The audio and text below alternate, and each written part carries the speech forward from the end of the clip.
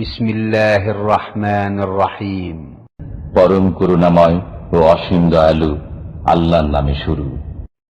ومن أحسن قولا ممن دعا إلى الله وعمل صالحا وقال إنني من المسلمين।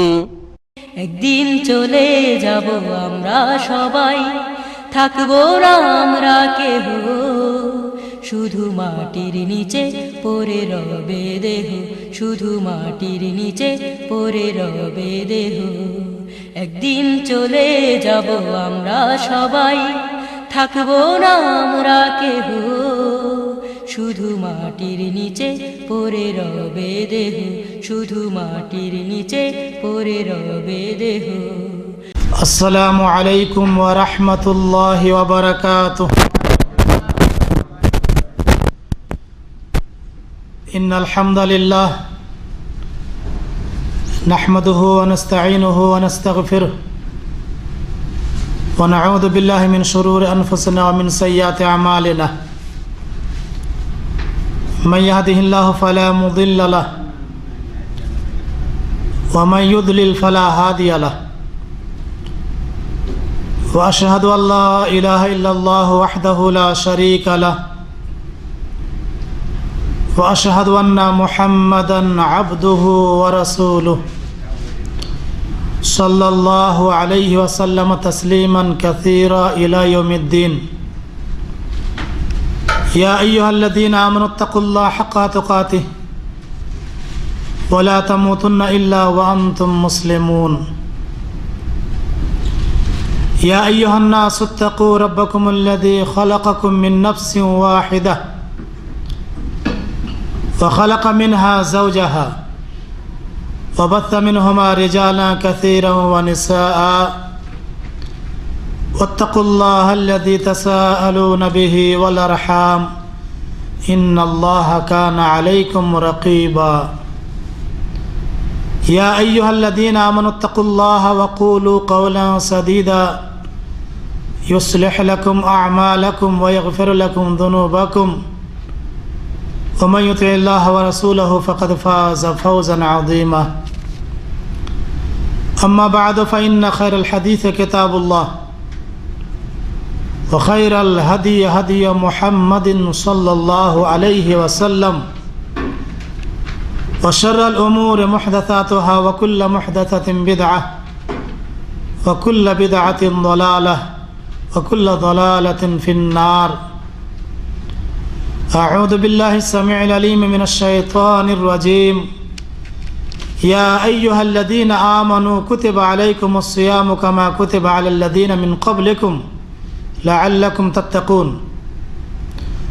وقال النبي صلى الله عليه وسلم من صام رمضان إيمانا واحتسابا غفر له ما تقدم من ذنبه. সমস্ত তারিফ প্রশংসা আল্লাহ রাব্বুল আলামিনের জন্য। তার দরবারে আমরা কৃতজ্ঞতা শুকরিয়া জ্ঞাপন করি। আলহামদুলিল্লাহ। সালাত এবং সালাম বর্ষিত হোক প্রিয় নবী মুহাম্মদুর রাসূলুল্লাহ সাল্লাল্লাহু আলাইহি সাল্লামের প্রতি। আল্লাহুম্মা সাল্লি আলা আল্লাহুম্মা বারিক আলাইহি।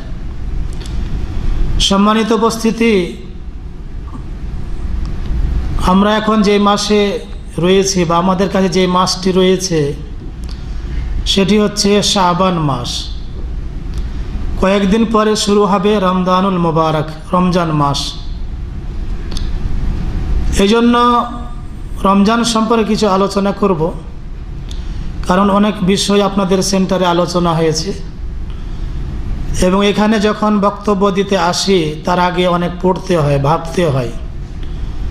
অন্যান্য জায়গায় বক্তব্য দিতে হলে প্রস্তুতি ছাড়া বক্তব্য দেওয়া যায়, কিন্তু আপনাদের এখানে আসলে একটু পড়াশোনা করি, কারণ এখানে প্রত্যেকটা বিষয়ের ব্যাপারে আলোচনা হয়েছে, একাধিকবার আলোচনা হয়েছে এবং আপনার আলহামদুলিল্লাহ বিভিন্ন বিষয় সম্পর্কে জেনেছেন, অনেকে এক একটা বিষয় কয়েকবার শুনেছেন।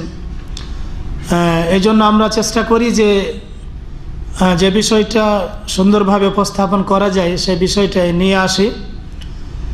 এবং সবসময় চেষ্টা আমরা করি যে আপনাদেরকে কিছু শরীয়তের ইলম জ্ঞান দিব।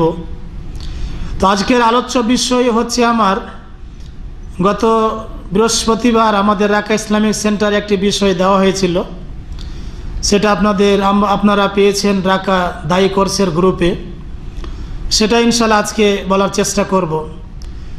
আজকের আলোচ্য বিষয় হচ্ছে রোজা সম্পর্কে, রোজার সংক্ষিপ্ত বিবরণ। রোজা সম্পর্কে সংক্ষিপ্ত ইনশাআল্লাহ আলোচনা হবে। আল্লাহ রাব্বুল আলামিনের কাছে দোয়া করে আল্লাহ যেন আমাদেরকে 30টি রোজা রাখার তৌফিক দান করেন, আল্লাহুম্মা আমিন। অনেক সময় মানুষ ভাবে যে এই বিষয় তো শোনা হয়েছে, বারবার শুনেছি, আজকে মনে হয় প্রয়োজন নেই। কিন্তু সবসময় মনে রাখবেন যে বিষয় যতবার বলা হবে ততবার আপনাদের জন্য ভালো, কারণ ওই বিষয় সম্পর্কে আপনারা খুঁটিনাটি সব কিছু জানতে পারবেন এবং এই বিষয় সম্পর্কে আপনারা এর দাওয়াতটা অন্যের কাছে পৌঁছাতে পারবেন। এই জন্য চেষ্টা করি যে এই বিষয়টা ইনশাআল্লাহ আজকে বলবো। তাজদিদ করা হবে, নবায়ন, যখন একামার টাইম মেয়াদ শেষ হয়ে যায় তখন কোম্পানি নবায়ন করে, তো সেভাবে ইনশাআল্লাহ এই বিষয়টা নবায়ন করা হবে। আল্লাহ রাব্বুল আলামিন যেন আমাদেরকে সুন্দরভাবে বক্তব্য শোনার এবং তা অনুযায়ী আমল করার তৌফিক দান করেন, আল্লাহুম্মা আমিন।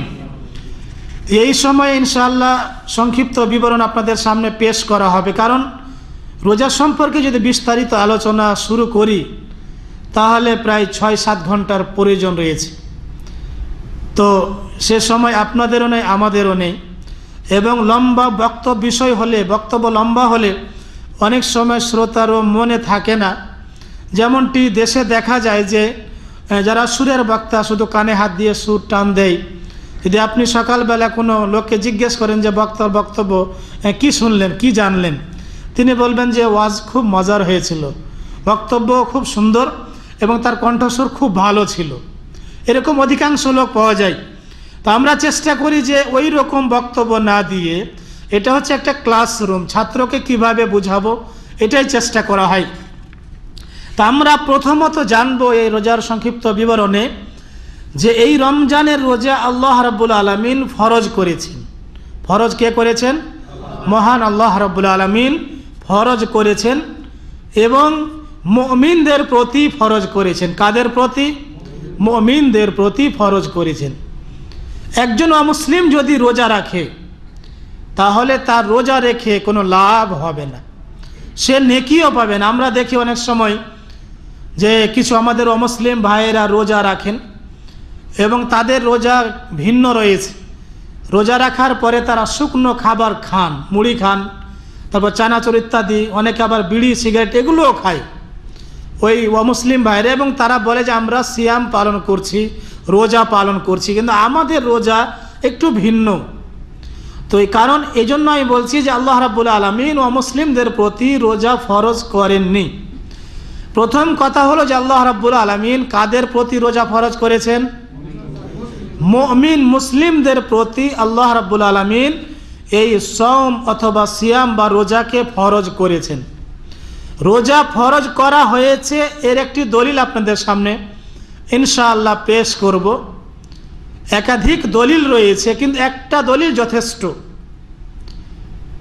যে আয়াতটি আমি আপনাদের সামনে পাঠ করেছি এটি হচ্ছে সূরাতুল বাকারা সূরা নম্বর 2 আয়াত নম্বর 183।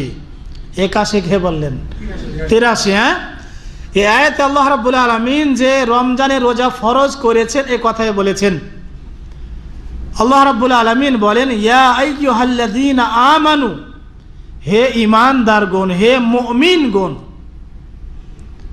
এখানে আল্লাহ রাব্বুল আলামিন সম্বোধন করেছেন মুমিনদের।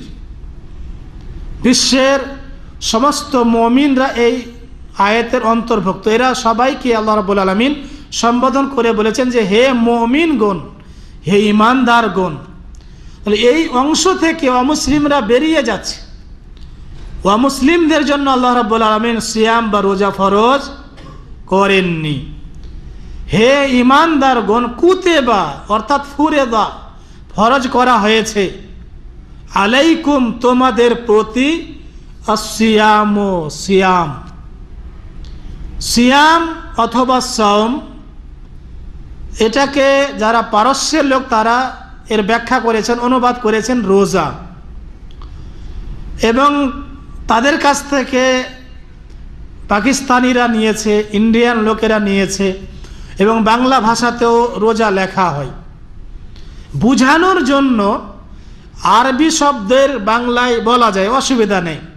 যদি কোনো ব্যক্তি চান যে আমি সিয়ামকে সিয়ামই বলবো, এতে কোনো দ্বিমত নাই, সবচাইতে ভালো।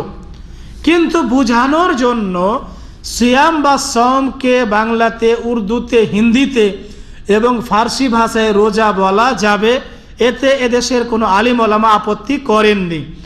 যদিও কিছু কিছু আলিম ওলামারা আপত্তিকর মনে করেছেন, পরবর্তীতে তারা বলেছেন যে না, বলা চলবে, আপত্তি নেই। তো সিয়াম বা সমকে উর্দু, হিন্দি, ফার্সি, সাংস্কৃতিক ইত্যাদি ভাষায় রোজা বলা হয়। আল্লাহ রাব্বুল আলামিন বলেন যে হে ঈমানদারগণ, তোমাদের প্রতি সিয়াম ফরজ করা হয়েছে। এটা হচ্ছে আয়াতের একটা অংশ, আয়াতের প্রথম অংশ। এই আয়াতের মধ্যে তিনটি অংশ রয়েছে। কয়টি? তিনটি রয়েছে। এই অংশ দ্বারা আল্লাহ রাব্বুল আলামিন আমাদের বুঝিয়ে দিয়েছেন যে তোমাদের প্রতি সিয়ামকে ফরজ করা হয়েছে। এটা হচ্ছে আয়াতের প্রথম অংশ। এর দ্বিতীয় অংশে আল্লাহ রাব্বুল আলামিন আমাদেরকে সান্ত্বনা দিয়েছেন। কি দিয়েছেন? সান্ত্বনা দিয়েছেন এই বলে, কামা কুতিবা আলাল্লাযীনা মিন ক্বাবলিকুম, যেইভাবে তোমাদের পূর্ববর্তী লোকজনের প্রতি সিয়াম ফরজ করা হয়েছিল।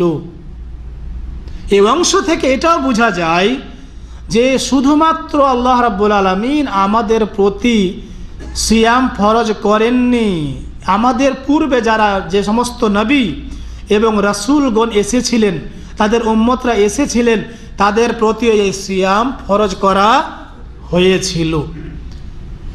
এখানে আল্লাহ রাব্বুল আলামিন আমাদেরকে সান্ত্বনা দিয়েছেন দ্বিতীয় অংশে। কারণ অনেক সময় আমরা হয়তো এই কথা ভাবতে পারি যে বর্তমান যুগে 15.5 ঘন্টা রোজা, এবং এদেশে সৌদি আরবে থাকলে অনেক কষ্টকর ব্যাপার।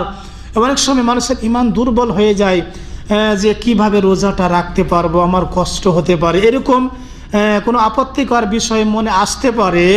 এই জন্য আল্লাহ রাব্বুল আলামিন এই জিনিসটাকে আগেই মূলোৎপাটন করে দিয়েছেন এবং বলে দিয়েছেন যে বান্দা একটু ধৈর্য ধরো, তোমাদের পূর্বে যে সমস্ত নবী এবং রাসূল এসেছিলেন তাদের প্রতি সিয়াম ফরজ করা হয়েছিল। একটি উদাহরণ দিলে বুঝতে পারবেন যে আপনি যখন এদেশে প্রথম দিন এসেছিলেন, আপনার পুরাতন সিনিয়র যারা ভাই, তারা যখন আপনাকে নিয়ে বসেছিলেন, কাজের বর্ণনা দিয়েছিলেন যে এই কাজগুলো তোমাকে করতে হবে, 8 ঘন্টা ডিউটি। আপনি যখন সৌদি আরবের মাটিতে পা রাখলেন দুপুর 12টার সময়, রৌদ্রের তাপ যখন পড়ে, তখন আপনি একটু আশ্চর্য হয়েছিলেন যে এত রৌদ্রের তাপ, কিভাবে আমি 8 ঘন্টা ডিউটি করব, এরকম মনে হয়েছিল, ঠিক না? বিশেষ করে যারা আমাদের যে সমস্ত ভাইরা রোডে কাজ করেন, এদের দেখে কষ্ট লাগে যে খুব মেহনতের কাজ, পরিশ্রমের কাজ করেন। তো আশ্চর্য আপনি হয়েছেন যে 8 ঘন্টা রৌদ্রের নিচ থেকে আমরা কিভাবে কাজ করব। যারা পুরাতন ভাই ছিলেন এরা আপনাকে কি বলেছিলেন যে ভাই, যে কাজটা তোমাকে করতে হবে এই কাজটা আমি 10 বছর থেকে করছি, কেউ বলছেন 5 বছর থেকে করছি, কেউ বলছেন 20 বছর থেকে করছি। এই যে আপনি প্রথম দিন ওই নতুন ভাইকে সান্ত্বনা দিয়েছেন এবং উৎসাহ দিয়েছেন যে দেখো, ভয়ের কারণ নেই, কিছু কিছু প্রথম সময় রোদ্রে তাপ লাগবে, পরে ইনশাআল্লাহ তোমার প্র্যাকটিস অভ্যাস হয়ে গেলে আর কোনো চিন্তা হবে না, কষ্ট হবে না। যখন এইভাবে আপনি সান্ত্বনা দিয়েছেন নতুন ভাইকে, তখন তার মনোবল মজবুত হয়েছে, ঠিক না? এবং সেই ভাই তখন দৃঢ়তার সাথে বলেছেন যে ঠিক আছে ইনশাআল্লাহ, আপনিও মানুষ, আপনিও ওই দেশের মানুষ, আমিও ওই দেশের মানুষ, আপনি যখন কাজ করতে পারছেন আমি কেন পারবো না। এই নতুন ভাই তো উৎসাহ পাওয়ার পরে দৃঢ়তার সাথে তিনি উৎসাহ হয়ে প্রদান পেয়েছেন এবং তিনি নিজেকে মজবুত মনে করেছেন এবং তিনি নিজেকে এটাই ভেবেছেন যে ও পারছে, তুমি কেন পারবে না। তো এইভাবে তখন ওই ভাইয়ের জন্য কাজটি সহজ হয়ে গেছে, ঠিক না?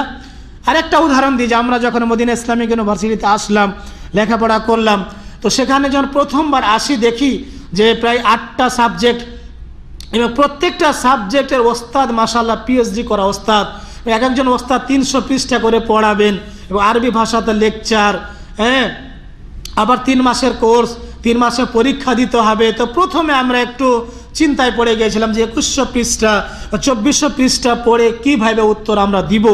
পুরাতন ভাইরা আমাদের সান্ত্বনা দিয়েছিলেন যে ভাই আশ্চর্যের কোনো বিষয় নেই, বইটা একবার পড়ো, 2 বার পড়ো, 3 বার বুঝে পড়বে, সমস্ত কথা তোমার মনে থাকবে। তখন আমরা ভাবলাম যে ইনশাআল্লাহ কোনো অসুবিধা নেই। তো এরা যখন পুরাতন মানুষজন মানে আমাদের সান্ত্বনা দিয়েছিলেন, আমাদের মনোবল মজবুত হয়েছিল। সেইভাবে আল্লাহ রাব্বুল আলামিন আমাদেরকে সান্ত্বনা দিয়েছেন, কি বলে, কামা কুতিবা আলাল্লাযীনা মিন ক্বাবলিকুম, হে ঈমানদারগণ, তোমাদের পূর্ববর্তীদের প্রতি রোজা সিয়ামকে ফরজ করা হয়েছিল এইভাবে, যেইভাবে ওইভাবে তোমাদের প্রতিও ফরজ করা হয়েছে। তাহলে এই কথা বলার পরে আমাদের আর কোনো কষ্ট মনে হয় না, ঠিক না? কষ্ট মনে হয়? কষ্ট মনে হয় না, কারণ ওরা কষ্ট করে, ওরা না খেয়ে, অল্প কিছু খেয়ে, তারপর দরিদ্র অবস্থায় থেকে যে রোজা পালন করেছেন, তো আমরা কেন পারবো না? আপনি চিন্তা করেন, বিশ্বনবী মুহাম্মদুর রাসূলুল্লাহ সাল্লাল্লাহু আলাইহি ওয়াসাল্লাম ওই যুগে তিনি যখন ছিলেন তখন এসির ব্যবস্থা ছিল না, কুলারের ব্যবস্থা ছিল না, এরকম গাড়ি বাড়ির ব্যবস্থা ছিল না। সাহাবারা কষ্ট হলেও তিনারা রোজা রেখেছিলেন, ঠিক না? ওই সময়টা যদি আপনি অনুমান করেন তাহলে আপনাকে কোনো কষ্টই মনে হবে না। আরেকটা কথা এর মাঝে বলে দিই যে আপনারা নতুন নতুন এখানে দাওয়াত পেয়েছেন, 5 বছর 10 বছর থেকে আসছেন এখানে, আপনি অন্য ভাইকে যারা বেদাতি কাজ করে, বেদাতের সঙ্গে জড়িত রয়েছে, তাদেরকে আপনি দাওয়াত দিচ্ছেন আর বলছেন যে তোমাকে মানতেই হবে, তোমাকে আজকেই খাঁটি হতে হবে, আকীদা চেঞ্জ করতে হবে, এইভাবে কিন্তু বলা যাবে না। কারণ আপনি নিজেকে অনুমান করবেন যে আপনি এই সেন্টারে কতদিন থেকে আসছেন, অনেক দিন পরে আপনি হেদায়েত হয়েছেন, ঠিক না? এইভাবে যদি আপনি নিজেকে অনুমান করতে পারেন তাহলে আপনার জন্য দাওয়াতের কাজ অতি সহজ হয়ে যাবে। আল্লাহ রাব্বুল আলামিন এই কথাই বলেছেন, ইয়া আইয়ুহাল্লাযীনা আমানু কুতিবা আলাইকুমুস সিয়ামু কামা কুতিবা আলাল্লাযীনা মিন ক্বাবলিকুম, হে ঈমানদারগণ, তোমাদের প্রতি সিয়াম ফরজ করা হয়েছে যেইভাবে তোমাদের পূর্ববর্তীদের প্রতি সিয়াম ফরজ করা হয়েছিল, লাআল্লাকুম তাত্তাকুন। এই আয়াতের 3য় অংশ হচ্ছে যে আমরা কেন রোজা রাখবো। এই কথার উত্তর পেয়ে যাবেন যে আমরা এত কষ্ট করে কেন সিয়াম পালন করব, কেন রাখবো, এই কথা আল্লাহ রাব্বুল আলামিন আয়াতের 3য় অংশে বলে দিয়েছেন যে লাআল্লাকুম তাত্তাকুন, যাতে তোমরা মুত্তাকি হতে পারো, তাকওয়া অর্জন করতে পারো, তোমরা যাতে বাঁচতে পারো, আল্লাহর ভীতি অর্জন করতে পারো, এই জন্য তোমাদেরকে সিয়াম পালন করতে হবে, রোজা পালন করতে হবে। এই আয়াত থেকে আমরা এটাও বুঝতে পারি যে যে ব্যক্তি রোজা পালন করবে, সিয়াম পালন করবে, সে ব্যক্তি কি হতে পারবে, মুত্তাকি হতে পারবে, তাকওয়া অর্জন করতে পারবে। আর যখন একজন ব্যক্তি সিয়াম পালন করে কষ্ট করে তাকওয়া অর্জন করতে পারবে, তখন সে ব্যক্তি জান্নাত অর্জন করতে পারবে। কি বলেন, পারবে না? গত সপ্তাহের শুক্রবারে জুমার খুতবার পরে আমার এখানে আলোচনা হয়েছে যে জান্নাতে যাওয়ার কতিপয় আমল, সেখানে আয়াতের ব্যাখ্যা দিয়েছিলাম যে মুত্তাকিনদের জন্য আল্লাহ রাব্বুল আলামিন জান্নাত তৈরি করেছেন, এবং সূরা আল ইমরান সূরা নম্বর 3 আয়াত নম্বর 133 বলেছিলাম সেদিন যে উইদ্দাত লিল মুত্তাকিন, আল্লাহ রাব্বুল আলামিন জান্নাত তৈরি করেছেন কাদের জন্য? মুত্তাকিনদের জন্য। তাহলে আপনি সিয়াম পালন করে মুত্তাকি হতে পারবেন, তাকওয়া অর্জন করতে পারবেন। যখন তাকওয়া অর্জন করতে পারবেন, মুত্তাকি হয়ে যাবেন, তখন আপনি কোথায় যেতে পারবেন? জান্নাতে যেতে পারবেন। বিপরীত চিন্তা করেন যে যেই ভাইয়েরা সিয়াম পালন করে না, রোজা পালন করে না, অনেককে দেখা যায় যে রমজান মাস আসলে বলে যে শেখ পেটে ব্যথা, অনেকে আবার বলে গ্যাস্ট্রিকের অসুখ, আস্তে আস্তে অসুখ বিসুখ নিজে বাড়িয়ে নেয়। তো ওই ভাইয়েরা কি এই মর্যাদা পাবে? পাবে? কখনো পাবে না। তবে সিয়াম যারা পালন করছেন কষ্ট করে, এরা মুত্তাকি হতে পারছেন, এবং মুত্তাকি হলে জান্নাত অর্জন করতে পারবেন। যে কথা আমি বলছিলাম যে রোজা যে ফরজ করেছেন তার দলিলও পেয়ে গেলেন, কেন আল্লাহ ফরজ করেছেন সেটাও পেয়ে গেলেন, এবং আল্লাহ রাব্বুল আলামিন আমাদেরকে সান্ত্বনা দিয়েছেন সে কথা আপনারা জানতে পারলেন। এরপর আরেকটা অংশ আমি আপনাদের সামনে পেশ করি যে এই রমজান মাস, এই মাসে আল্লাহ রাব্বুল আলামিন পবিত্র কুরআনুল কারীম নাজিল করেছেন। কোন মাসে নাজিল করেছেন? আপনারা বলছেন কোরআন নাজিল হয়েছে রমজান মাসে, আল্লাহ রাব্বুল আলামিনও বলছেন নাজিল হয়েছে রমজান মাসে।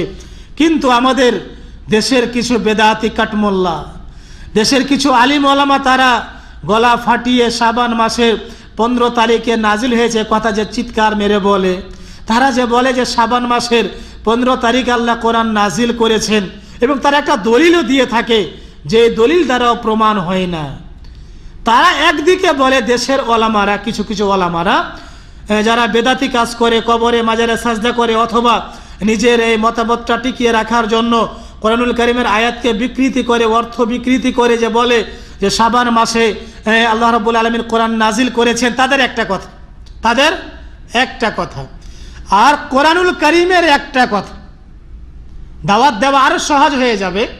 যখন কোনো ভাইকে আপনি দাওয়াত দিবেন, তিনি বলবেন যে আপনি যে দাওয়াতটা আমাকে দিচ্ছেন, তো আমাদের তো হুজুররা এ কথা বলে না, আমাদের পীর সাহেব তো এ কথা বলে না, আমাদের ইমাম সাহেব তো এ কথা বলে না, ইমামের কথা প্রাধান্য দেয়, পীরের কথা প্রাধান্য। তখন আপনি বলবেন একদিকে হচ্ছে আল্লাহ রাব্বুল আলামিনের কোরআনের কথা, দ্বিতীয় আরেকটা হচ্ছে নবী মুহাম্মদুর রাসূলুল্লাহ সাল্লাল্লাহু আলাইহি ওয়াসাল্লামের কথা একদিকে, তোমাদের ইমামের কথা একদিকে। ভালো যুক্তি, একটা লজিক মনে রাখেন যে আপনি বলবেন যে আমি যে দাওয়াত দিচ্ছি আপনাকে কোরআনুল কারীমের দিকে দাওয়াত দিচ্ছি, আল্লাহ রাসূল সাল্লামের জীবনীর দিকে, রাসূলের হাদিসের দিকে দাওয়াত দিচ্ছি, সাল্লাল্লাহু আলাইহি সাল্লাম তার হাদিসের দিকে আমরা দাওয়াত দিচ্ছি, আর আপনি বলছেন যে আপনি আপনার ইমামের কথা বলেছেন। আপনি বলবেন যে আপনি ইমামের কথা মানবেন, রাসূলুল্লাহ সাল্লাল্লাহু আলাইহি সাল্লামের কথা মানবেন, মুয়াজ্জিনের কথা মানবেন, পীর সাহেবের কথা মানবেন, আল্লাহ এবং তার রাসূলের কথা মানবেন, কার কথা মানবেন? এইভাবে যখন আপনি তার সামনে বক্তব্য উপস্থাপন করবেন, পেশ করবেন, তখন দেখবেন যে হুজুর চুপ হয়ে গেছে। হুজুর তখন বলে যে আপনারা তো সৌদি আরবে থাকেন, এই কথাগুলো এখন বলিয়েন না, যুগ জামানা খারাপ, এটা ওটা ইত্যাদি বিষয় বলে তারা। তাহলে এইখানে একদিকে হুজুররা বলছে শাবান মাসের 15 তারিখে কোরআন আল্লাহ রাব্বুল আলামিন নাজিল করেছেন, এবং তারা সূরা দুখানের 3 নম্বর আয়াত থেকে দলিলও পেশ করে, আর একদিকে আল্লাহ রাব্বুল আলামিন বলছেন রমজান মাসে কোরআন নাজিল হয়েছে। কোন মাসে?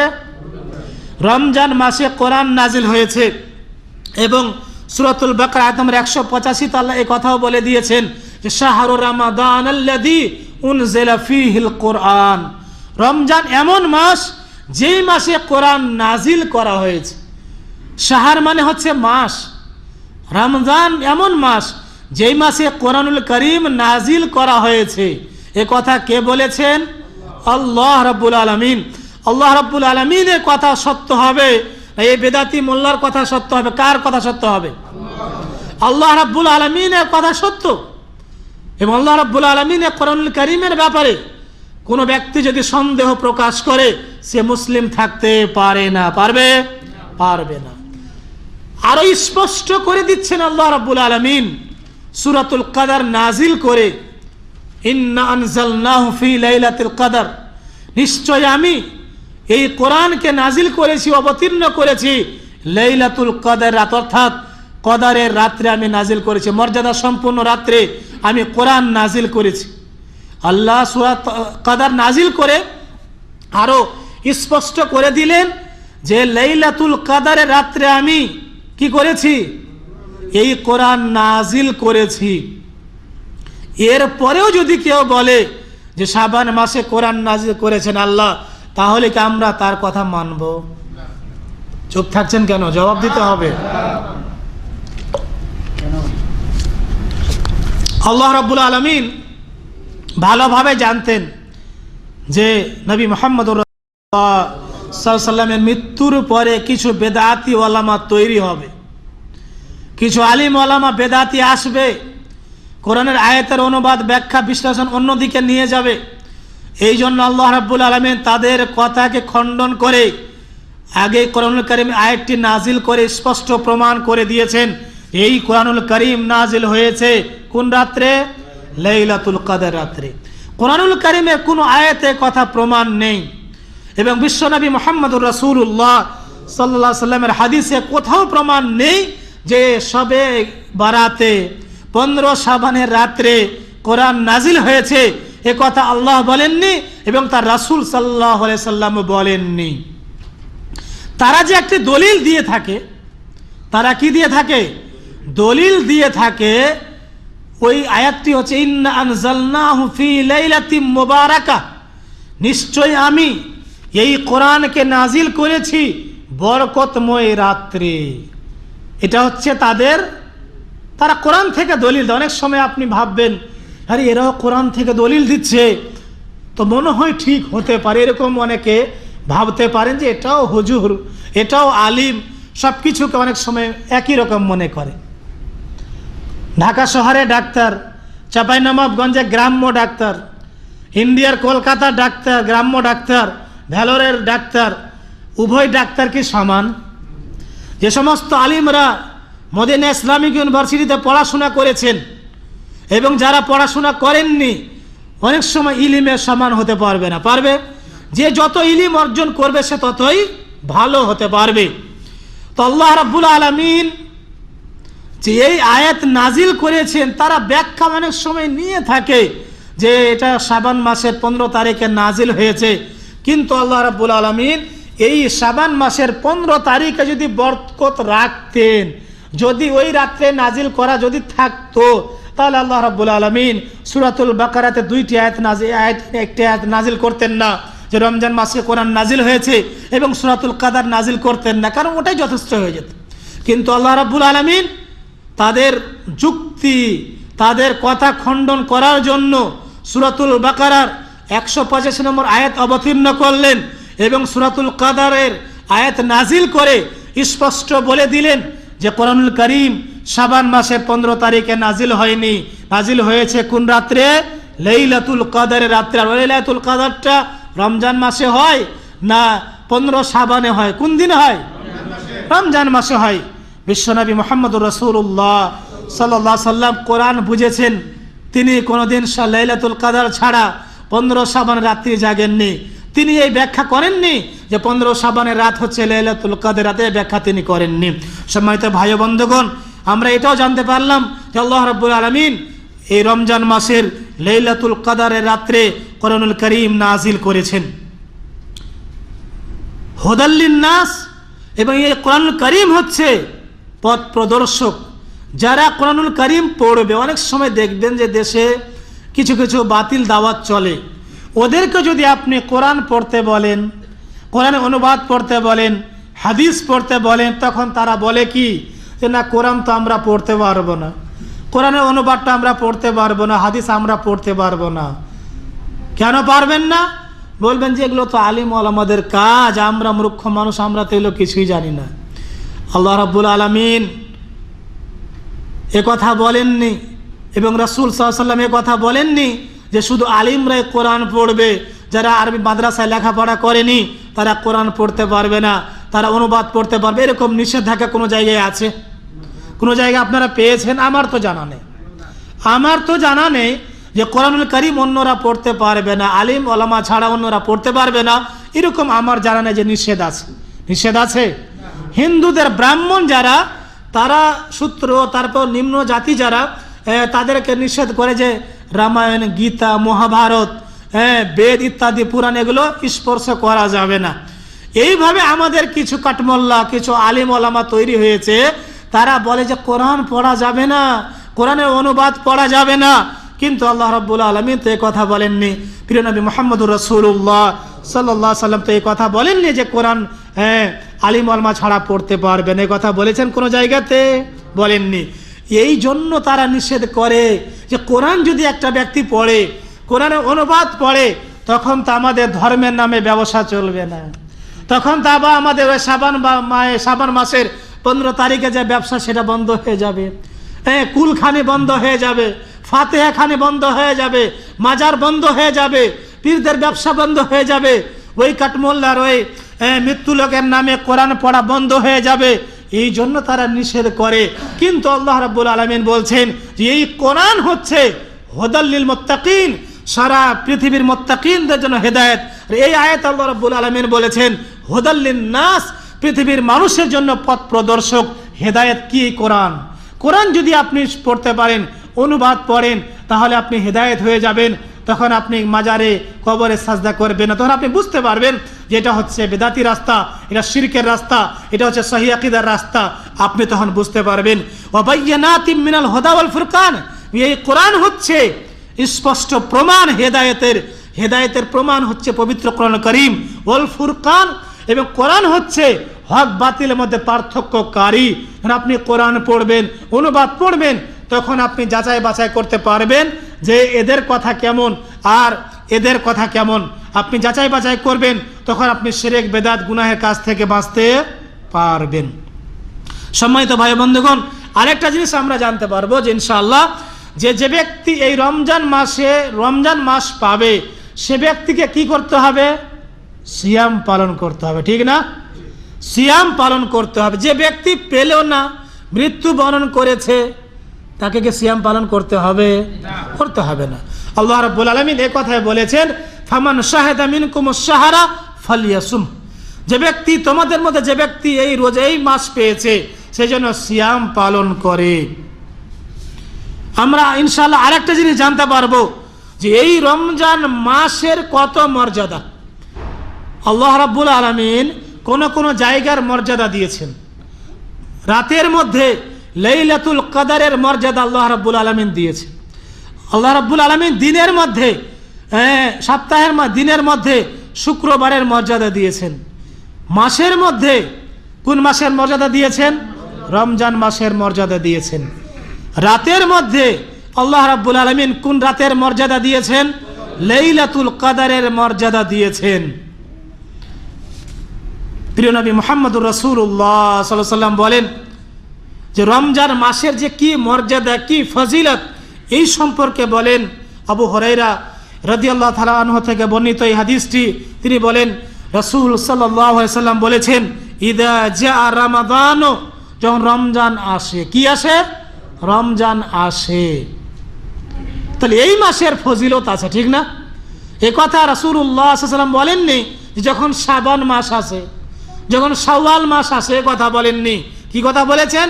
ইদা জাআ রমাদান, যখন রমজান আসে, ফুতিহাত আবওয়াবুল জান্নাহ, জান্নাতের সমস্ত দরজা সমূহ খুলে দেওয়া হয়। সুবহানাল্লাহ। যখন রমজান আসে তখন জান্নাতের সমস্ত দরজা খুলে দেওয়া হয়। তাহলে রমজান মাসের কত বড় মর্যাদা, কত বড় দাম, কত দাম। এই মাস আসলে জান্নাতের 8টি দরজা খুলে দেওয়া হয়। বলুন সুবহানাল্লাহ। অন্য মাসের কথা বলা হয়নি। রমজান মাস যখনই আসবে, এটা কি আপনার জীবনে একবার খোলা হবে? অথবা এই পৃথিবী যতদিন থাকবে সেটা কি একবারই খোলা হবে জান্নাত, না প্রতি বছরই খোলা হয়? কি বলবেন আপনারা? প্রতি বছরই খোলা হয়। এ কথাই রাসূলুল্লাহ সাল্লাল্লাহু আলাইহি ওয়াসাল্লাম বলেছেন, ইদা জা রমাদান, যখন রমজান আসে, ফুতিহাত আবওয়াবুল জান্নাহ, জান্নাতের দরজা সমূহ খুলে দেওয়া হয়। জান্নাতের কয়টি দরজা? তো জান্নাতের 8টি দরজা খুলে দেওয়া হয় রমজান মাস আসলেই। এটা হচ্ছে রমজান মাসের অন্যতম ফজিলত, অন্যতম মর্যাদা। এই মাস আসলে জান্নাতের দরজা খুলে দেওয়া হয়। ওয়া গুল্লিকাত আবওয়াবুন নার, এবং জাহান্নামের দরজা বন্ধ করে দেওয়া হয়। জাহান্নামের দরজা বন্ধ করে দেওয়া। জান্নাত তাহলে খোলা হয়ে গেল, জাহান্নাম বন্ধ করে দেওয়া হয়। ওয়া সুফফাদাতিশ শায়াতিন, এবং শয়তানকে শৃঙ্খলবদ্ধ করা হয়, শয়তানকে বেঁধে দেওয়া হয়। এই জন্য রমজান মাস আসলে শয়তান তার শয়তানি বেশি করতে পারে না। একটি প্রশ্ন আপনাদের কাছে আমার, রমজান মাস আসার পরেও কিছু মানুষ গুনাহের সঙ্গে জড়িত আছে বা থাকে, এর জবাব কি হবে? এখানে রাসূলুল্লাহ সাল্লাল্লাহু আলাইহি ওয়াসাল্লাম বলছেন রমজান মাস আসলে শয়তানকে শৃঙ্খলবদ্ধ করা হয়। করার পরে কেন কিছু মানুষ শয়তানি কাজ করে, গুনাহের কাজ করে, এর জবাব কে দিবেন? উত্তর কে দিবেন? হ্যাঁ, এটা একটা উত্তর। আরেকটা উত্তর, মাশাআল্লাহ, দ্বিতীয় উত্তর হচ্ছে 11 মাস যে ব্যক্তিকে শয়তান পথভ্রষ্ট করেছে, ওই তো ঘুরান থাকবে নাকি? থাকবে অবশ্যই। আপনি সাইকেল চালান বা বাইক চালান, স্টার্ট বন্ধ করে দিন বা সাইকেলের পেডেল করা বন্ধ করে দিন, তারপরে কিছু দূর যেতেই থাকবে, ঠিক না? তো এইভাবে শয়তান যেহেতু 11 মাস তাদের বন্ধু হয়েছিল, অন্তরঙ্গ বন্ধু ছিল, এই মাসে তো কিছু প্রতিক্রিয়া আসার থাকবে, থাকবে না? থাকবে না? অবশ্যই থাকবে। তো এই রমজান মাসের মর্যাদা সম্পর্কে বলছিলাম, ফজিলত সম্পর্কে বলছিলাম যে এই মাসের আরেকটি ফজিলত যেটা আমি একটু আগে বললাম যে এই মাসে আল্লাহ কোরআনুল কারীম নাজিল করেছেন। এই মাসের ফজিলত হলো জান্নাতের দরজা খুলে দেওয়া হয়, জাহান্নামের দরজা বন্ধ করে দেওয়া হয় এবং শয়তানকে শৃঙ্খলবদ্ধ করা হয়। এরপর আরেকটা অংশ আপনাদের সামনে আমি পেশ করি যে রমজান মাসের রোজার কি ফজিলত, কি মর্যাদা। এই যে আমরা কষ্ট করে রোজা রাখবো, আমাদের লাভ কি হবে, এই ব্যাপারে বহু হাদিস রয়েছে। সে হাদিসগুলো আমি পেশ করব না, বলবো না, শুধুমাত্র একটা হাদিস আপনাদের সামনে পেশ করব যে হাদিসটা অত্যন্ত মূল্যবান হাদিস। আবু হুরায়রা রাদিয়াল্লাহু তাআলা আনহু বলেন রাসূল সাল্লাল্লাহু আলাইহি সাল্লাম বলেছেন, আল্লাহ রাব্বুল আলামিন বলেন কুল্লু আমাল ইবনে আদম লাহু ইল্লা সিয়াম। এটাকে বলা হয় হাদিসে কুদসি বলা হয়। হাদিসে কুদসি কাকে বলা হয়? আল্লাহর বাণী, কোরআন নয় এটা, কিন্তু আল্লাহর বাণী, এটাকে বলা হয় হাদিসে কুদসি।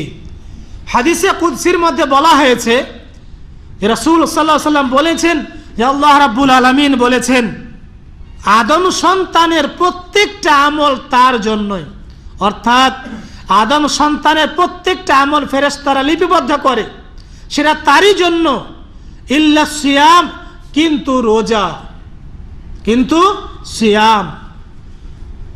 ফাইন্নাহু লি ওয়া আনা আজজি বিহি, এটা হচ্ছে আমার জন্য এবং আমি তার প্রতিদান দিব, বদলা দিব।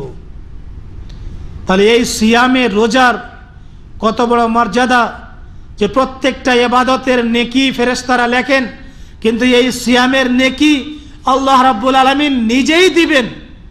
তাহলে নেকি কম দিবেন না বেশি দিবেন? কিরকম মনে হয়? বেশি দিবেন।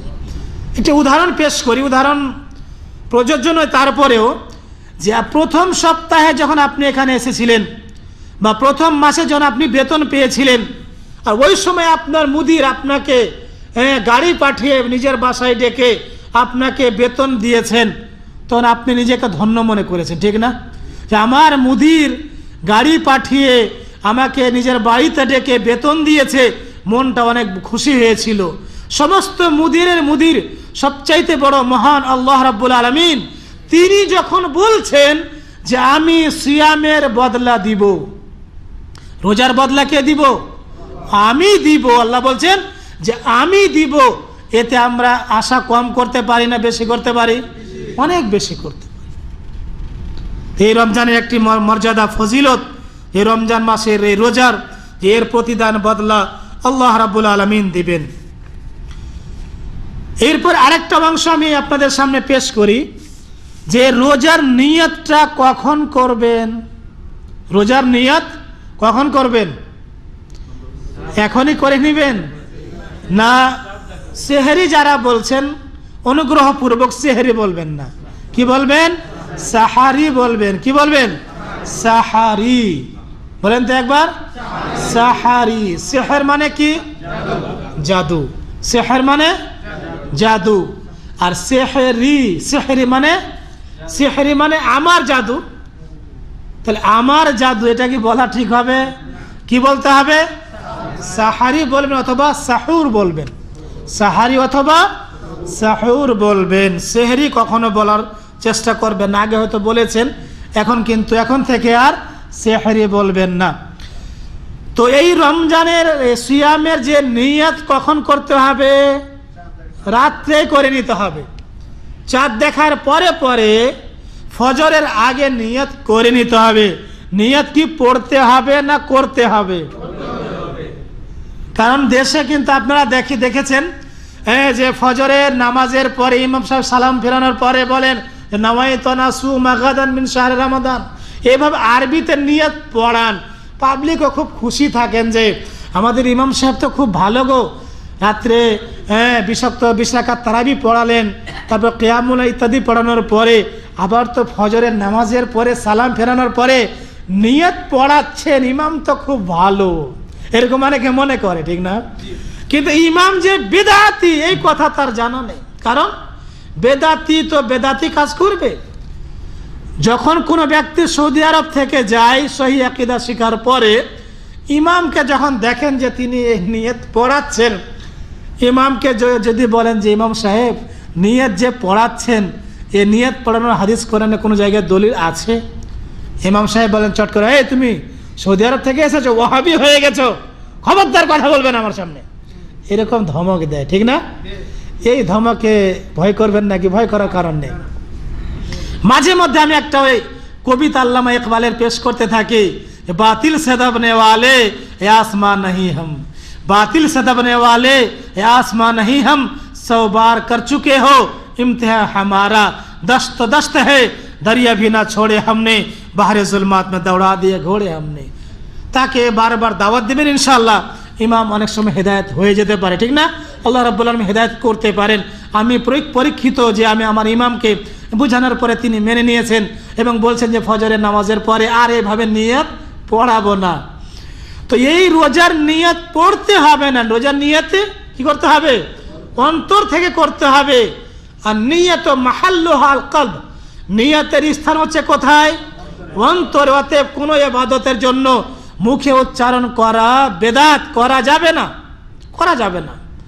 নিয়ত মনে মনে করবেন এবং এটা ফজরের পূর্বে নিয়ত করবেন।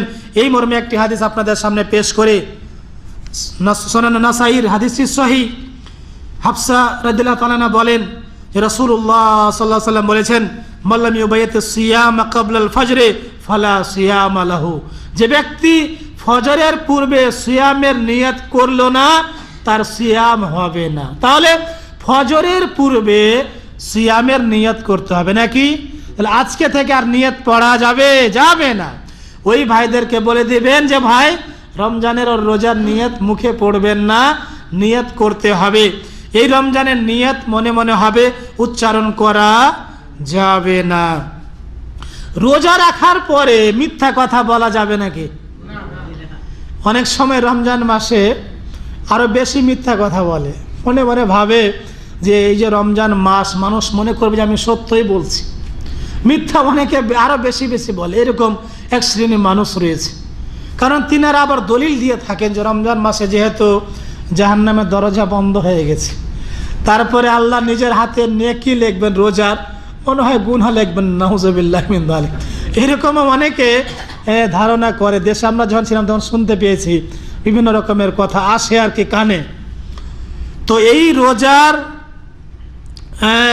রোজা রাখার পরে মিথ্যা কথা যদি কোনো ব্যক্তি বলে, তাহলে তার রোজা রেখে কোনো লাভ হবে না। তার রমজানের পরে তাহলে মিথ্যা কথা বলা যাবে নাকি? এরকম কোনো অবকাশ আছে? কোনো অবকাশ। রমজান মাসে একটা ট্রেনিং পেয়ে যাচ্ছেন, প্রশিক্ষণ পেয়ে যাচ্ছেন। এই মাসে কত বড় প্রশিক্ষণ আপনি পাচ্ছেন। সাহারি করার পরে সূর্য অস্তমিত, সূর্য ডুবা পর্যন্ত আপনি খাবার খাচ্ছেন না, খাচ্ছেন, খিদা আছে, পিপাসা আছে, পয়সা আছে, বাড়িতে খাবারও আছে, তারপরও কিন্তু আপনি খাচ্ছেন না। কেন খাচ্ছেন না? কার ভয়ে? আল্লাহ রাব্বুল আলামিনের ভয়ে। তাকওয়া রয়েছে, আল্লাহর ভয় রয়েছে। ইচ্ছা করলে আপনি খেতে পারবেন গোপনে, ঠিক না? ইচ্ছা করলে পান করতে পারবেন। কিন্তু এই মাসে আপনি ট্রেনিং পেয়ে গেছেন, খাবার খাচ্ছেন না, পানি পান করছেন না, তারপরে স্ত্রী আপনার জন্য রাত্রে হালাল, ঠিক না? রমজান মাসে রাত্রে স্ত্রী আপনার জন্য হালাল, বৈধ। অনেকে আবার কি করে যে রোজা আসলে বলে যে ফাতেমা, আব্দুল্লাহ আম্মা তুমি ওই ঘরে থাকি, আমার কাছাকাছি আসিও না। রমজান পার হবে, হ্যাঁ, শাওয়াল মাসের চাঁদ উঠলে আমার সঙ্গে দেখা হবে, এরকম অনেকে আবার মনে করে। আমি দেশে যখন ছিলাম তখন একজন ভাই বললেন যে আমি 15 দিন থেকে আমার স্ত্রীর সঙ্গে সাক্ষাৎ করিনি। কারণ বলছে যে দিনে তো সাক্ষাৎ করার নিষেধের জন্য রাত্রেও সাক্ষাৎ করি না। ওই বাচ্চারা খাবার নিয়ে আসে, খাবার খেয়ে নেয়। আমি বললাম যে ভাই, রাত্রে আপনার জন্য আপনার স্ত্রী বৈধ, হালাল। তিনি বলছেন যে না, আস্তাগফিরুল্লাহ, আমাদের তো ইমাম এ কথা বলেন নাই। বলে আল্লাহ বলছেন যে রাত্রে সহবাস করা, রোজাদার বান্দা তো রোজা দিনে, রাত্রে সহবাস করা হালাল। তাকে কোরআনুল কারীমের আয়াত দেখালাম, পড়ালাম, অনুবাদ করলাম, তারপরে বললেন যে আলহামদুলিল্লাহ, খুব ভালো কথা বললেন শেখ, সুযোগ একটা আছে। আর কেমন আছে, কোনো অসুবিধা নেই। ইফতারির পর থেকে সাহার করা পর্যন্ত, সাহারি খাওয়া পর্যন্ত আপনার জন্য আপনার স্ত্রী হালাল, বৈধ। কিন্তু এক সময় নয়, রাত্রের মধ্যে এতেকাফ যদি আপনি করেন, কোনো মসজিদে যদি আপনি এতেকাফ অবস্থায় আছেন, ওই সময় বাড়িতে এসে সহবাস করা যাবে? যাবে না। এটা আবার মনে রাখতে হবে। তিনাকে বললাম যদি আপনি যদি ইফতারি করেন, ইতিকাফ করেন, ওই ইতিকাফরত অবস্থায় কিন্তু বাড়িতে এসে ঝামেলা পাকিয়ে দিয়েন না আবার। হ্যাঁ, ঘুটঘুট করিয়েন না এখানে। তো অনেক ভাইয়ের মাসলা মাসাইল জানা থাকে না, ঠিক না? অনেকে রোজা রাখার পরেও স্ত্রীর সঙ্গে সহবাস করে, আস্তাগফিরুল্লাহ, কারণ তার মাসলা জানা নাই। আমি রমজান মাসে প্রায় 4টা খুতবা দিয়েছিলাম, বিস্তারিত 4 খুতবায় আলোচনা করেছিলাম। যাই হোক, এখানে যে কথা বলছিলাম যে রমজান মাসে রোজা রাখা অবস্থায় মিথ্যা কথা বলা যাবে না। এটা একটা ট্রেনিং পেয়ে যাচ্ছেন, এটা একটা প্রশিক্ষণ পেয়ে যাচ্ছেন যে মিথ্যা কথা কোনো সময় বলা যাবে না। আমার বক্তব্য গত সপ্তাহে ছিল, ইনশাআল্লাহ বিস্তারিত ওখানে শুনে নেবেন, বিস্তারিত এখানে বলার সময় নেই। কারণ রাসূলুল্লাহ সাল্লাল্লাহু আলাইহি ওয়াসাল্লাম বলেছেন, মান লাম ইয়াদা কাওলা যুর ওয়াল আমালা বিহি, যে ব্যক্তি মিথ্যা কথা পরিহার করলো না, রোজা রেখেছে মিথ্যা কথা বললো না, সে ব্যক্তির রোজা রেখে কোনোই লাভ হবে না। কোনো লাভ হবে? লাভ হবে না। এই জন্য এই রমজানে আমরা অনেক প্রশিক্ষণ পেয়ে যাচ্ছি। এই রমজান মাসে আরেকটা আমাদের কিছু কাজ রয়েছে, তার মধ্যে হচ্ছে সাহারি করা, সাহুর অথবা সাহারি। কি বলবেন? সাহুর অথবা সাহারি। নবী মুহাম্মদুর রাসূলুল্লাহ সাল্লাল্লাহু আলাইহি ওয়াসাল্লাম বলেছেন, তাসাহারু ফাইন্না ফিস সাহুরে বারাকা, তোমরা সাহারি করো, এতে কি রয়েছে? বরকত রয়েছে।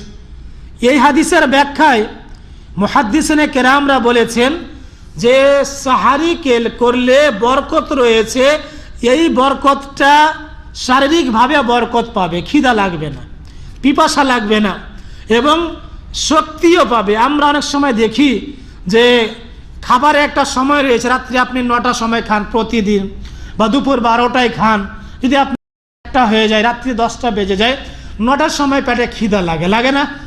খিদা লাগে আর কি। কিন্তু যখন আপনি খাবার খেয়ে নেন ওই সময় আপনি শক্তি পেয়ে যান, ঠিক না? অনেককে দেখবেন যে খিদা লাগলে হাত পাগুলো একটু কাঁপতে লাগে, এরকম আছে না অনেকে? যখন খাবার উনি খেয়ে নেন তখন শক্তি পেয়ে যান। এই জন্য আপনি যখন রমজান মাসে রোজা পালন করবেন, সাহারিতে খাবার খাবেন। কি করবেন? সাহারিতে খাবার খাবেন, এতে শারীরিক বরকত পাবেন, শক্তি পাবেন এবং আধ্যাত্মিক বরকত পাবেন, সার্বিক বরকত ইনশাআল্লাহ আপনি পেয়ে যাবেন।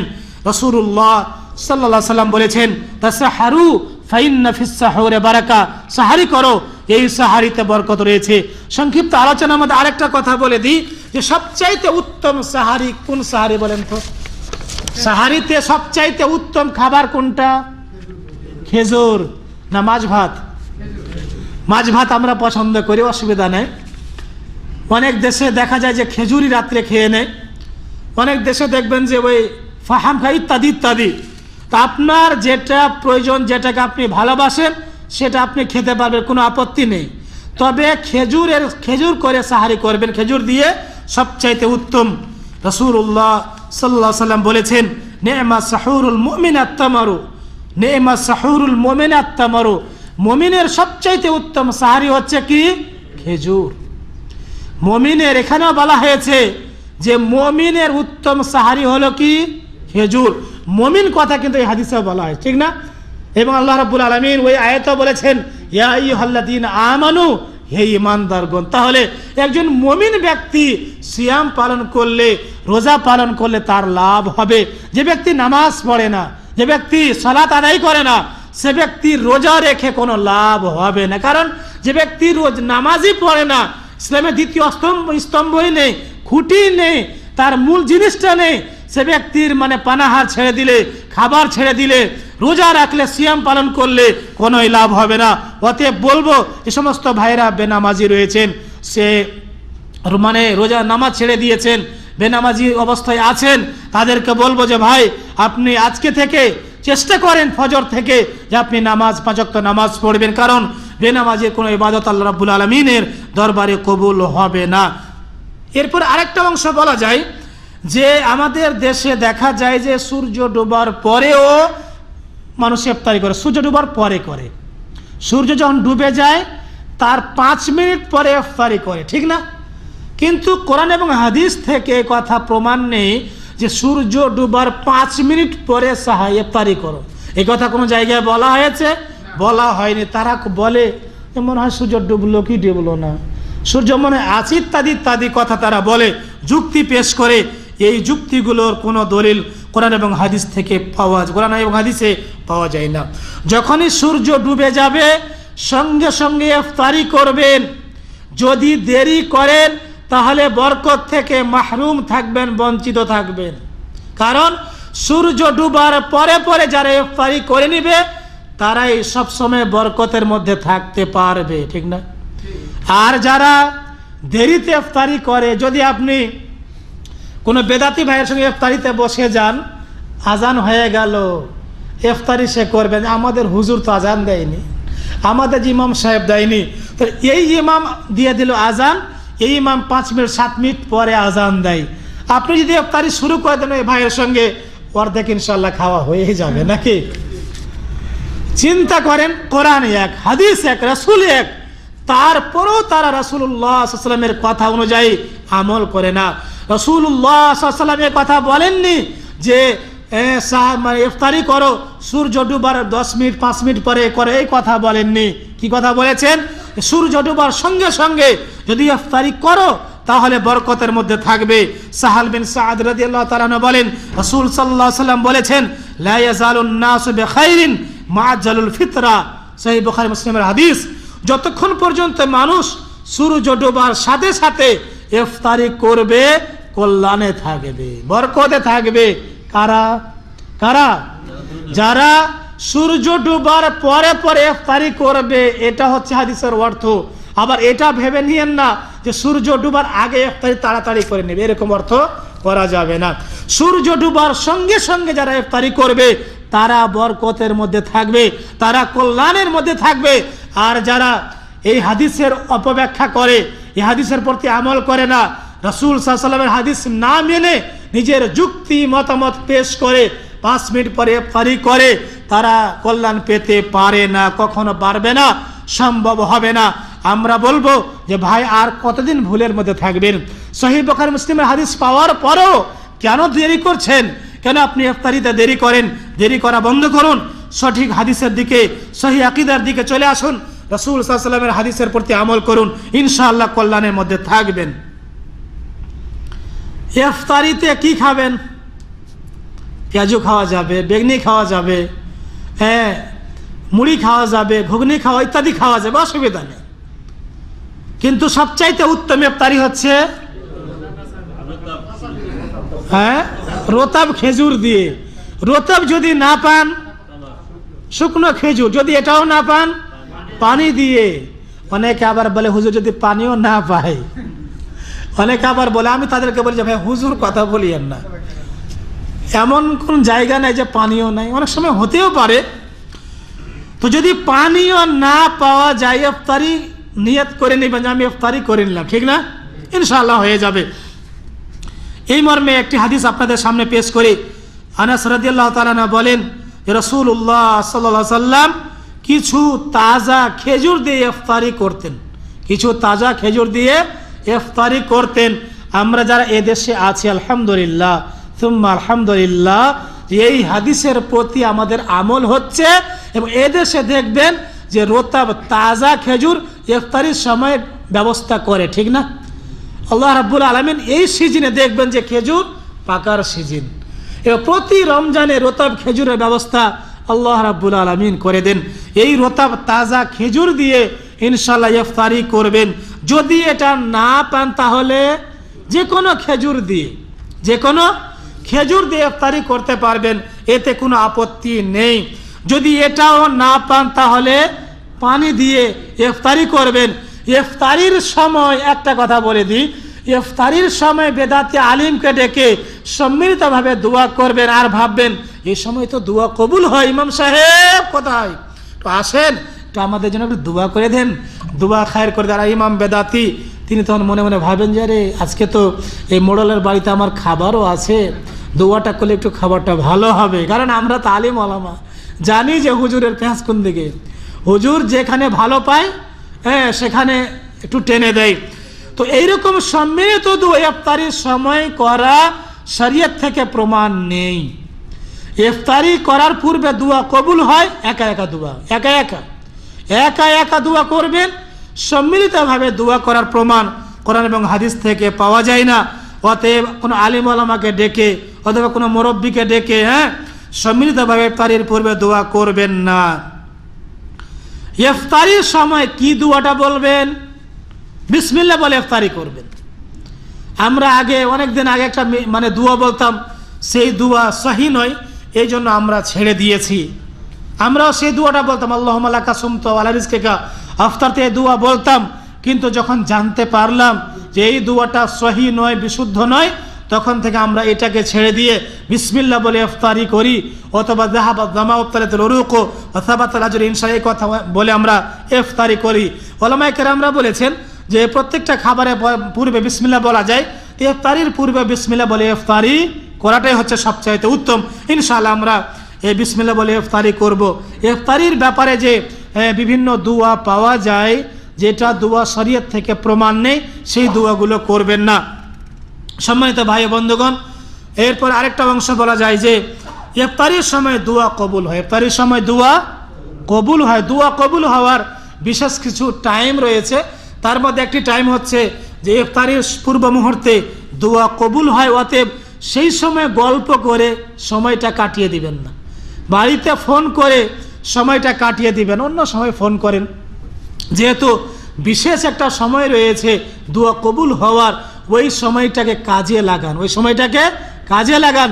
এভাবে আমরা অনেক সময় বলি যে যারা আরাফায় যান, হজ করতে যান, আরাফার দিন অন্তত বেশি বাড়িতে ফোন করিয়েন না।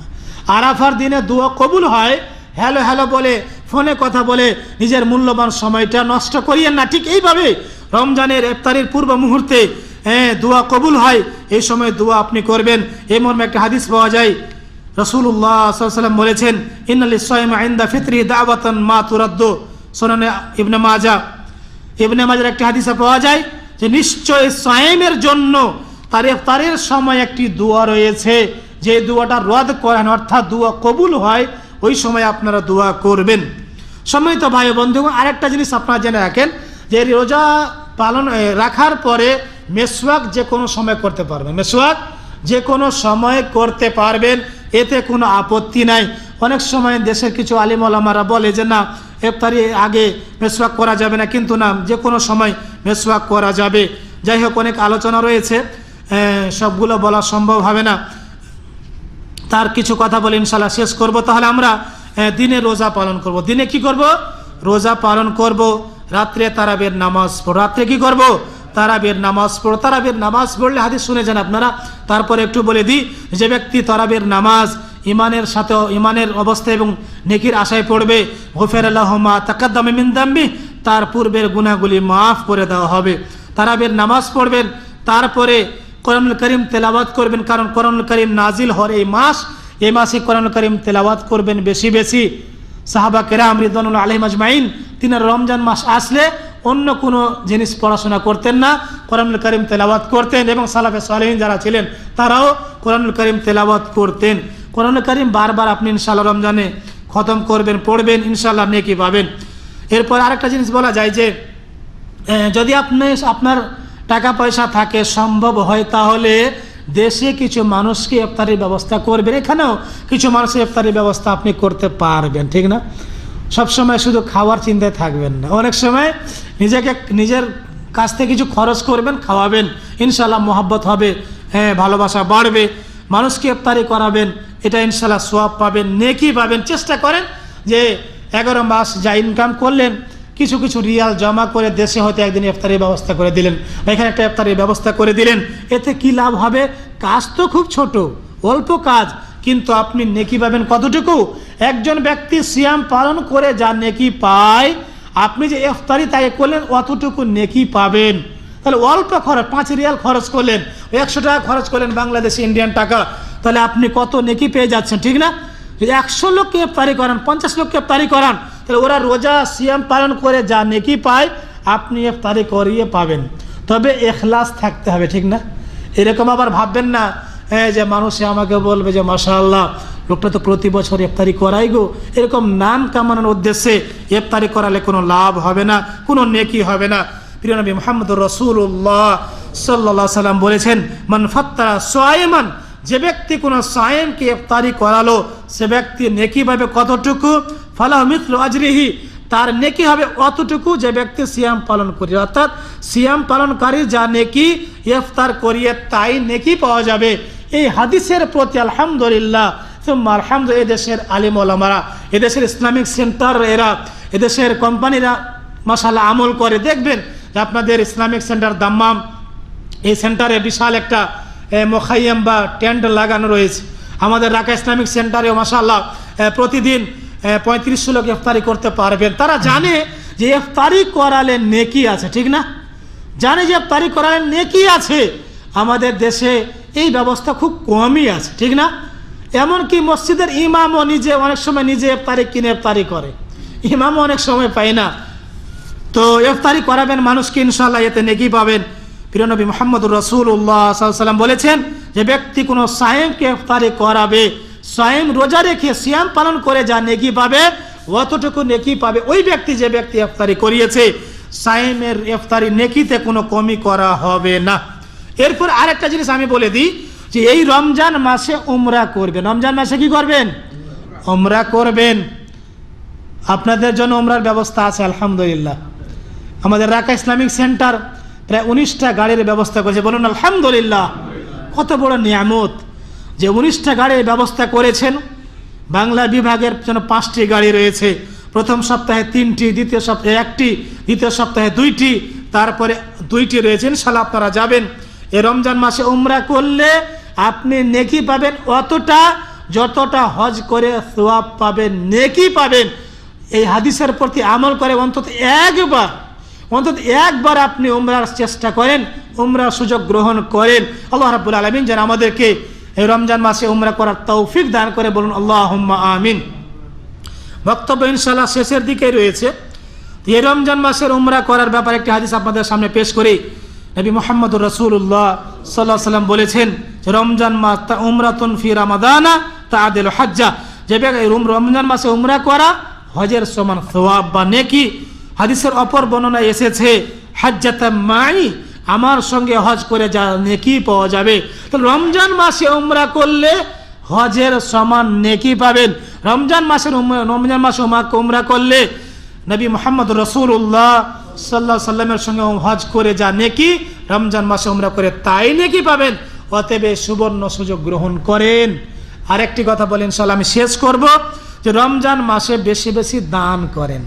রমজান মাসে বেশি বেশি কি করেন? দান করেন, আল্লাহ রাস্তায় খরচ করেন। এই রমজান মাসের দান সবচাইতে উত্তম দান। রমজান মাসের দান সবচাইতে উত্তম দান। দলিল পেশ করে দিই।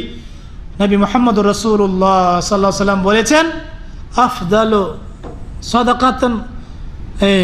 সাদাকাতে সাদাকাতুন ফি রমাদান, সবচাইতে উত্তম সাদাকা হলো, দান হলো রমজানের সাদাকা বা রমজানের মাসে দান করা।